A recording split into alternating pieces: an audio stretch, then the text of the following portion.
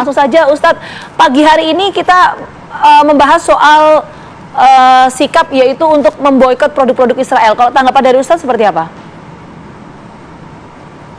Pertama, bahwa kejadian Palestina Israel ini bukan soal agama. Itu dulu yang kita tegaskan.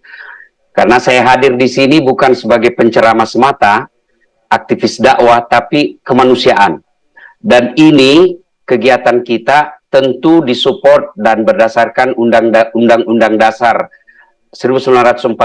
Di situ dinyatakan penjajahan di dunia harus dihapuskan karena tidak sesuai dengan pri keadilan dan pri kemanusiaan. Ini berarti pemerintah ketika Menteri Luar Negeri kita berbicara di forum internasional yang saya sendiri mengakui sangat hebat, diksinya sangat luar biasa, itu adalah amanah konstitusi. Yang kedua, kita warga Indonesia pernah merasakan sakitnya penderitaan penjajahan. Karenanya dalam amanah konstitusi juga dikatakan bangsa Indonesia itu ikut serta dalam menciptakan, mewujudkan perdamaian dunia. Bagaimana cara ikut sertanya? Tentu dengan berbagai cara. Satu, dengan pasukan tempur. Ini tentu tidak bisa kita lakukan karena akan merugikan kita sendiri.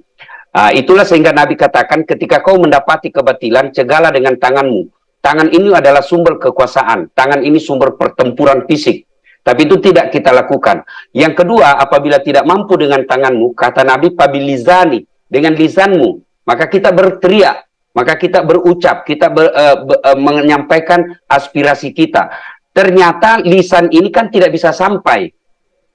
Maka ada alat bantu. Alat bantu itu namanya media komunikasi. Maka saya berterima kasih sebagai kaum muslimin dan warga Indonesia kepada TV One. Karena ikut mensuarakan hal ini, bahkan memilih jam tayang yang spesial untuk berbicara soal ini. Maka harus disampaikan.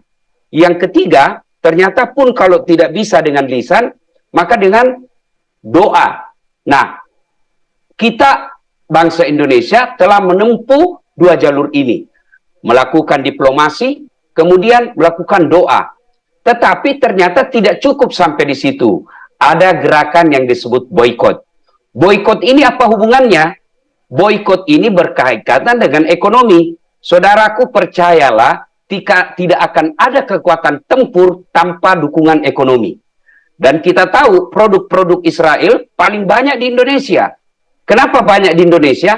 Karena rakyat Indonesia ini hampir 300 juta. Berarti sasaran produk ini sangat dibutuhkan oleh bangsa Indonesia. Pasarnya besar. Maka dikirimlah ke sini produk-produknya. Maka tidak ada salahnya kalau ada gerakan boikot. Kenapa? Doa sudah dilakukan, protes melalui forum internasional sudah dilakukan, maka kita lakukan apa? Boikot. Apa hubungannya? Kalau kita lakukan boikot, produknya turun produk, maka akan berdampak pada pemasukan negara. Pemasukan negara berkurang, maka support untuk perang pasti berkurang juga.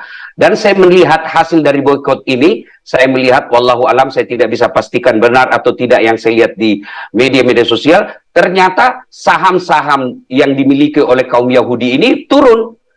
Karena turunnya itu akhirnya pergerakannya, tekanan dari negara Amerika ini lambat laun akan tarik diri. Kenapa? Karena di negara Amerika juga sangat terpengaruh oleh produk-produknya orang-orang Yahudi.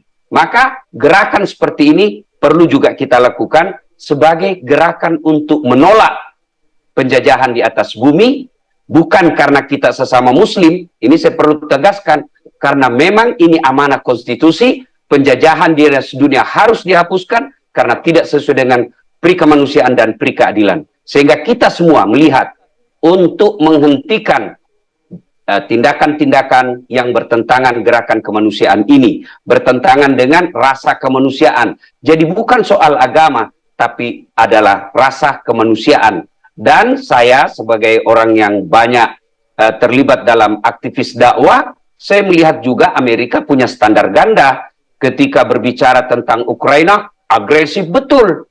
Amerika sampai melakukan tekanan-tekanan fisik secara militer. Tetapi ketika berbicara tentang Israel dan Palestina, kelihatannya Amerika justru berada pada pihak posisi yang tidak menekan orang-orang yang mengintimidasi. Dalam hal ini adalah pihak Israel.